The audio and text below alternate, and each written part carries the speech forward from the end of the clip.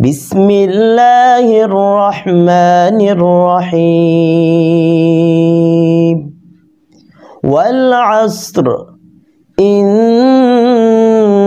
الإنسان لفي خسر إلا الذين آمنوا وعملوا الصالحات وتواصوا بالحق وتواصوا بالصبر صدق الله العظيم।